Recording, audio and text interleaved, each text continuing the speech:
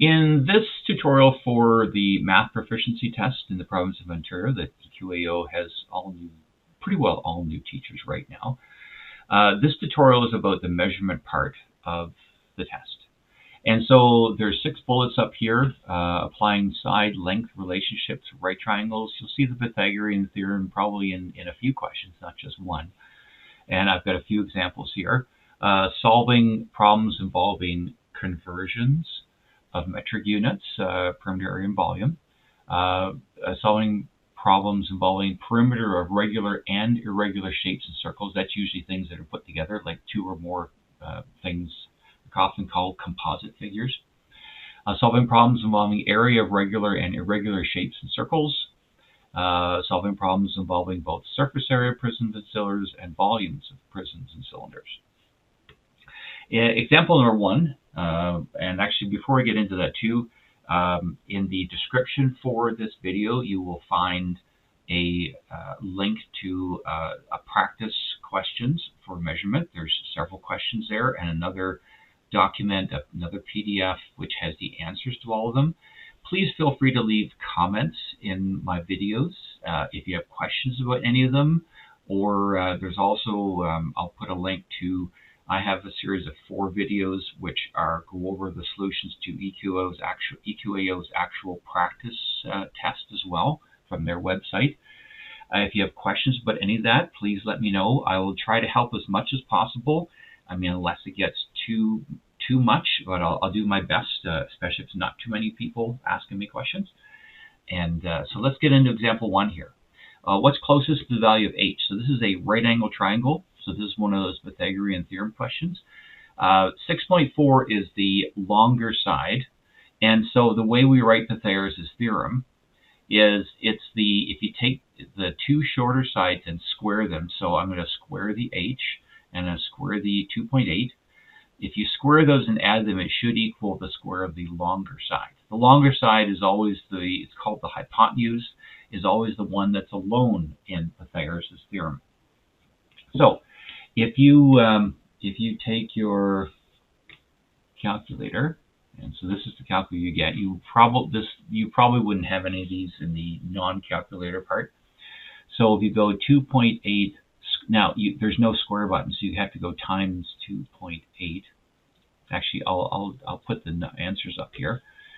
So that's where the 7.84 comes in. The 6.4 squared, actually should clear in between. 6.4 squared is 6.4 times 6.4, which is 40.96. Get rid of our calculator. So now I want to solve for h here. So I would subtract 7.84 from both sides. See, that subtracts to 0, and we're left with just h squared is 40.96 minus 7.84, which is 33.12. And then, so we take the square root. So if we take now, you can't go square root. A lot of calculators, you would punch it in that way. Okay. So here you have to type in the 33.12 and then hit the square root button. Okay, so that should be 5.75, which is about would round to 5.8. Which is closest? Well, it's exactly 5.8 here, so that would be the correct answer. In a lot of these questions, they might have whole answers, so they might go 7, 6, 4, and 33. The only reason the 33 is here is because if you haven't taken the square root, you might think that h is 33. Doesn't really make sense here. This side cannot be longer than the hypotenuse. Hypotenuse has to be the longest side. So B would be the correct answer for number 1 here. Just about all of the questions I have in the measurement part are actually written as multiple choice. So they're pretty close to what kind of questions that'll be on the actual practice or actual real test or practice test. Example 2, which of the following is closest to the perimeter of D, E, F, G? Okay, the whole parallelogram. Notice these symbols mean, okay, these sides parallel, these sides parallel. Now, so the idea is we know that this is 15, and we kind of know the whole length here because it's a parallelogram. This would have to be 15 here as well. So we need to find the lengths of the DG side and the FE or EF side, and then we just perimeter is the sum of the lengths all the way around, all the outside lengths. So we need to find out how long this is. Right here, this is another right angle triangle like the first example. Now, if this is 15, this from G to F is 15, and if this much is 10, that means that this much would have to be 5. Okay, so 15 minus this 10 here means this part here has to be 5 centimeters. So in this right angle triangle, I know this side's 5, this side's 12, and that's the side we're trying to find. I'll call it X for now, or you could call it DG, I guess. So writing out Pythagorean theorem, x squared, because it's the longest side across from the right angle, would equal 12 squared plus 5 squared. So 12 squared is 144, and 5 times 5 is 25. And again, for example, the 12 squared, you'd have to go 12 times 12 to get the 144. And if you add 144 and 25, you get 169. So we take the square root of both sides, and you should get 13. And once again, 169, and then hit the square root function. So there's your 13. So now, so this is 13, so this has to be 13 as well. So it's actually just 13 plus 15 plus 13 plus 15. Now, because of the fact that there's both those sides are doubled, you instead of go 13 plus 13, you go 13 times 2 plus 15 times 2. So that's 26, and 30 adds to 56. And again, here, 26 plus 30 is 56. And of course, if you want to do it the long way, kind of 13 plus 15 plus 13 plus 15, you do get the same 56 centimeters around. So C would be the correct answer for example number 2. So example 3, the diagram on the right shows a foyer with 2 benches. These are the benches, and 3 small planters, and then the larger one. It says all 6 objects are permanently anchored in place, so they're flooring it. Okay, the benches are 3 by 0.75, and the small planters are 1 meter in diameter, and the larger one is 2 meters in diameter. So the question is, what amount of flooring is needed to cover the floor around all these objects? So we don't want to include areas underneath the planters or the benches. Okay, so the idea would be to find the area of the whole lobby as a trapezoid, and here's the trapezoid formula, and area of the 2 benches and the 4 planters, and we would take away or subtract all the area of all these from the whole trapezoid, because we don't want a floor underneath. We don't need to pay for that amount of flooring. Now, here's the, actually, if you click in here, so that's the formula sheet. Actually, if I click, get rid of that. So I want the formula sheet here. Now, trapezoid. So here's the trapezoid. Well, that's the perimeter formula. This is the area formula I'm using. So A plus B times height divided by 2. So that's where I'm getting that formula from. So the A and the B, and actually it does show you here, if you forget, the A and the B are the 2 parallel sides. Okay, and then the height is the distance between them. So this is my A and B, or it doesn't matter what order you write them. 5 plus 1 is the same as 5.1 plus 7.8 is the same as 7.8 plus 5.1. So it doesn't matter which one you call A and which one you call B. The height would be 6. It's the distance, the perpendicular distance between the parallel sides. So we fill those numbers in, and of course inside the brackets 5.1 and 7.8 add to 12.9, so times 6 divided by 2. So the area of the entire trapezoid, the entire lobby, is 38.7. But of course we have to find the area of these planters and the 2 benches. So the rectangle, okay, and rectangle is right here. Rectangle area is just length times width. So and we're told that the benches or rectangles are 3 meters by 0.75. So we go 3 times 0.75. So each one is 2.25. Now there's 2 of them, so you got to multiply that by 2. So the 2 benches between them take up 4.5 square meters. Now the circles. We've got the smaller circles and the bigger ones. So area of a circle, and again, here's the circle. So area is pi r squared. Now r is the radius. Okay, radius is half the diameter. Notice that we're actually told the small planters have a diameter of 1 meter. So see, it's 1 meter completely across here, so the radius would be half of that. So we'd use 0.5 for the radius for the smaller planters. So if you, now, let's go back to calculator again. So pi times 0.5 squared. So let's go back to the calculator here again. Now we do have a pi button, so you can go pi times. Now, I can't go 0.5, there's no square button, so I have to go times 0.5 times another 0.5 equals. So 0.785, okay, so that's where my 0.785 comes from. And there are 3 of them, so we would multiply that by 3. So about 2.34 square meters is the area of the 3 small planters combined. Now I got this bigger one too. Now we're told it's 2 meters across here, so the radius is half of 2, which would be 1. So we put 1 in place of r. So that's the area of the large planter. So if we take the area of the trapezoid, the 38.7, and we subtract all of these, because we don't need to floor underneath these things that are permanently attached to the floor. Be flooring around them. So 38.7 minus the 4.5 minus the 2.34 minus the 3.14. And of course, okay, whoops, did not do that. Trying to, okay. So clear, so 38.7 minus the 4.5 minus the 2.34 minus the 3.14. Okay, so 28.7, see there's my 28.7, 28.72. So 28.7 square meters. Now, which is closest? Okay, so if we look at these, there's no 28.7 here.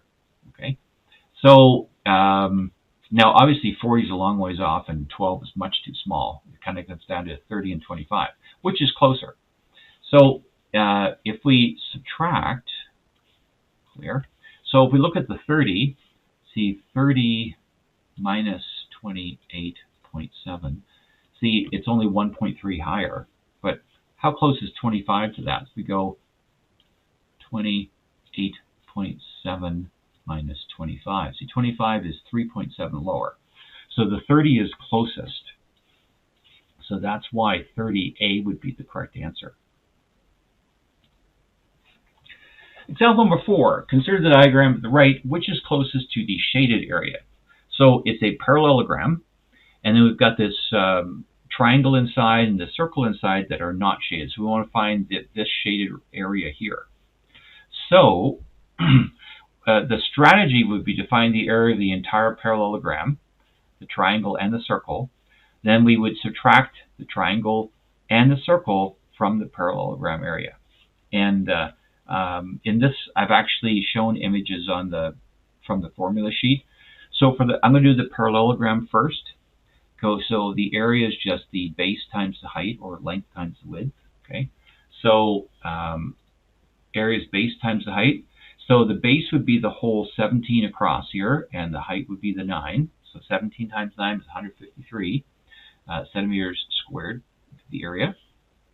Now, let's do the triangle next. So here's the triangle. The area of a triangle is base times height divided by 2, or a half base times height. I'm going to use this version of the formula, but they do both give you the same thing. So here's my formula, base times height divided by 2. Now, we're told it's 2 from here to here. The base is the whole distance across here. So the base would actually be 4, not 2. Okay? So it would be 4 times 9 divided by 2. So that's 36 divided by 2, so this works out to 18. So 18 square centimeters is the area of the triangle. And then circle, we've got a circle. The area is pi r squared. So now the 7 would be the diameter, so half of that would be 3.5. So again, here's our calculator. So pi times 3.5 times 3.5, because there's no square button. So 38 point, this will round to about 38.5. So that's my area for the circle.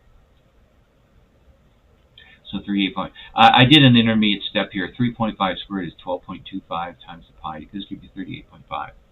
So we're going to subtract the triangle area and the circle area from the whole rectangle area. So we go 153 minus the 18 minus the 38.5, and that works at the 96.5. Now, there's no 96.5 up here. Which is closest? Well, see, 97 is only 0.5 above. That's by far the closest. 104 is quite a bit higher. 133 is even more, and 210 is way up there. Okay, so the correct answer would be the 97. Example. So this is a composite figure. Consider the diagram shown. What is closest to the total area? So the total area, we want to find the area of the three figures and add them up. So this is still a trapezoid because there's two parallel sides. Any quadrilateral that has two parallel sides, even technically, you could think of a square or a rectangle as a trapezoid. They have easier formulas to work with, but trapezoid formula would actually work for a rectangle or even a square. So here's the trapezoid area formula. So 8.5 and 13 are the A and B. The height is the distance between them. Now remember, these two tick marks means they're the same length. So if that's 8.5, this is 8.5 as well. So we can fill all that in. So 8.5 plus the 13 times this 8.5 height divided by 2. 8.5 and 13 add to 21.5 times the 8.5 divided by 2, whereas 91.4 meters squared. So that's the area of the trapezoid. Now let's do the triangle down here. Now, the base and height for a triangle are, let's see here, turn my calculator off. For the triangle, where's my triangle here? The base and height are perpendicular to one another. So even though it kind of doesn't look like it, you could think of that as the base and this is the height, or you could flip it around and say this is the base and that's the height, but they are perpendicular to one another, so you can use those as the base and the height. You could use this as the base if you knew what height this was. That would work, but we don't know that height, so I'm just going to use the 9.5 and the 8.9 for that base and height. So we multiply them, divide by 2, and the area of the triangle works out to 42.3. Now, I wrote on here, this is the diameter, so that tells us this is half a circle. So we've already done circle before, its area is pi r squared. We're going to divide it by 2 because we have half of a circle, a semicircle. So now we got to figure out the diameter. We don't know that. Okay. So if we drop a perpendicular down here, see this is 13 and this is 8.5. So that bottom of the triangle would be the difference between 13 and 8.5. So if we subtract those, we'll get how long that is. So when we subtract 13 minus 8.5, of course this side's 8.5, that'll give us 4.5 here. So we can use Pythagorean theorem to find out how long is this, because we do know these two sides in this regular triangle.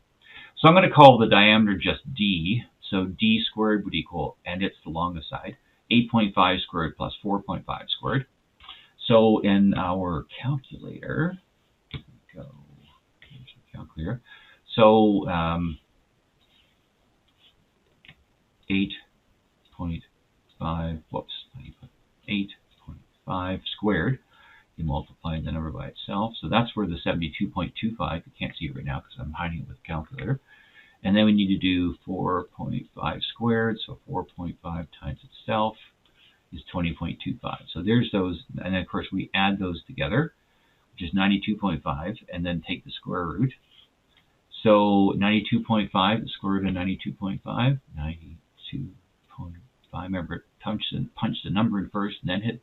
So 9.6 is the diameter of that circle. Now, the radius is half of that. So we take the 9.6 divided by 2. So 4.8 would be the radius we'll use for that, because we need the radius in the circle formula. So we put 4.8 in place of r. And to calculate this, now we go 4.8 squared, so times itself. Okay, so that's for my 20. Now we got to multiply that by pi, and then divide that by 2. So, so 23. I think I could have actually just left it in there. Times the pi divided by 2 is the equal sign. So 36.2 approximately will be the area. So the area of the whole thing is the trapezoid plus the triangle plus the semicircle. So we add the three of those together. And we should get 169.9, so about 170 square meters. So which is closest? Well, this is by far the closest. It's only 5 more. These other ones are, well, see, 95 is 25 bigger. Okay, and the other ones are all a lot larger. So A is the answer that's closest to the total area.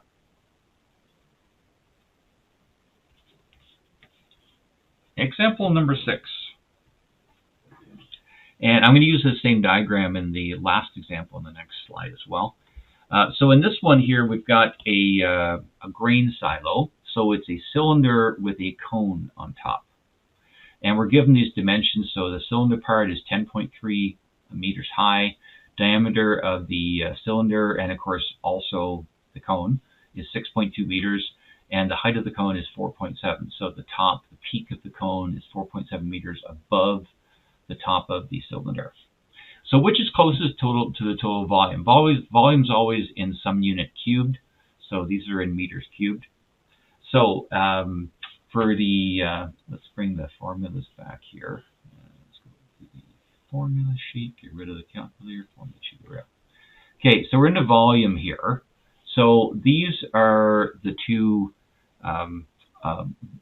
formulas here. So here's the cylinder, that's the cone, we'll get into a moment here. So pi r squared h is the volume formula. Okay, so here's my cylinder, pi r squared h is the volume formula. And now the radius would be half the diameter, so half of 6.2 would be 3.1 we'd use for the radius, and 10.3 is the height. So let's bring this back. Actually, I'll put my answer up first and then show.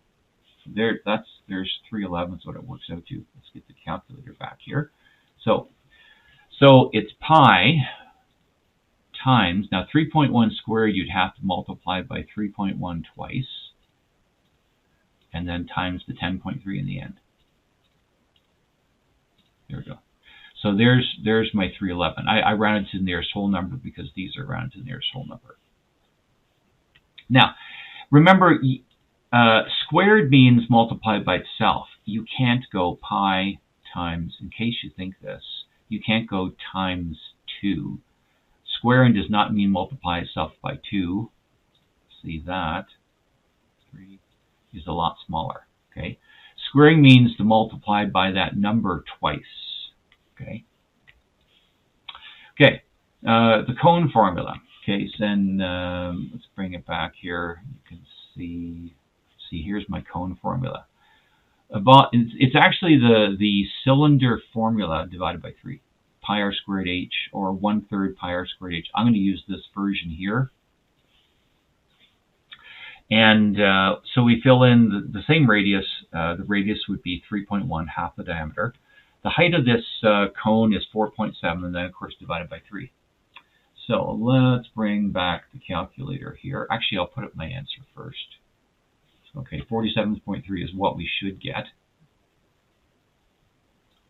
Let's do that again. Okay. So I'll move this. You can see in a moment here. So we go pi times, it's 3.1 squared, so times 3.1 times 3.1 times the height was 4.7, and then divided by 3. Okay, and see there's the 47.3. So you have round to 0.3. So that's the volume of the cone, and of course the total volume we would add 311 and the 47.3, which adds to 358.3 cubic meters. And if you look here now, which closest? Well, see that's like almost 100 off. Okay. 392, see 360 is just a tiny bit above, it's only 1.7 above that. 392 is quite a bit more, 437 even more. So this is the closest answer to 358.3 cubic meters. Okay, last example, we're going to use the silo again. Different question, not how much does it hold, that's volume, but the idea here is that we've got a company that's painting it. how much paint did they need to put 2 coats of paint on it? Okay, so we still got the cone on top of the cylinder. So, and we're told that each can of paint covers 62 square meters. So the question is, how many cans of paint they need, and they want to put 2 coats on it. Okay, so now here's the cylinder surface area. So here's the cylinder surface area here, and there's 2 parts to it. Now, see, this is the 2 pi r squared are the 2 circles on top and bottom. Okay, and so that's the circles on the end of the cylinder. This is often called the lateral surface area. It's like the area around, like if it was like a paper towel, you'd hold it by on the lateral surface area, probably not the end. So if you think of the silo, well, we're not going to paint the bottom, and the circle on the top is actually inside, so you're not painting it either. Okay, so we'd actually cross off this part. You just use the 2 pi r h part for the surface area. Now, they call in the formula sheet, they call it A. I often write SA for surface area, so that's the only difference. That's a habit I have, surface area as opposed to just area. So it's just 2 pi times the radius times the height. And the radius is still 3.1 like it was in the last page, and the height's 10.3. So let's go back to our calculator here again. So, 2 pi means 2 times pi times the 3.1 times the 10.3. Okay, so 200.6 square meters, and its area is it'd be meters squared. And the reason it's squared is because this is a meter times another meter. There's only 2 of them. That's why it's meters squared for area. So that's the surface area of the cylinder. Now we have the cone, and this is the cone formula. I'll bring the formula over here. Okay, so there's the cone. So pi r squared plus pi r s, and again, the pi r squared is the circle on the bottom. So see, again, we're not painting the bottom of the cone. Okay, so we would get rid of this pi r squared again. Okay, so the surface area, the part we're painting is this part on the outside up here. It's just the pi r s part. Now, we know the radius is 3.1. S is actually the slant height here. Okay, so I'm going to put an S here. And this is, one more time, we're going to do Pythagorean theorem. So this side here would be 3.1 because that's the radius. So since this is the longest side, so S squared would equal 4.7 squared plus 3.1 squared. So we square 4.7, multiply by itself, you get 22.09, and 3.1 squared is 9.61. Add those together, 31.7, and of course we take the square root of that. So, and again, we could show all that. Doesn't like that, does it? Okay. I'll put it up here over top. Okay, so the 4.7 times 4.7 is, see, there's the 22.09. The clear 3.1 squared is 3.1 multiplied by itself, so 9.61. So there's the 9.61. And then we want to add them together. So 9.61 plus the 22.09. So there's the 31.7, and then we're going to take the square root of 31.7. Okay, I didn't bother clear because I knew I just had the 31.7 there to take the square root. So 5.6 is the slant height. So in our formula, we're going to use 5.6 here. So radius is 3.1, same as we used up here. The slant height is 5.6. So bring the calculator over here again. So pi times 3.1 times the 5.6. So 54.5 square meters is the surface area of the cone. And then, of course, the total, we would add this and this. So we get a total surface area of 255.1 square meters that needs to be painted. Now, to figure the number of cans, we would take that, and we're doing 2 coats, so we'll get a double that. And, of course, divide it by 62, because every one of those cans holds 62. So if we go clear 255.1 times 2, and then divide that by 62. Okay, so we get 8.229. Okay, so here,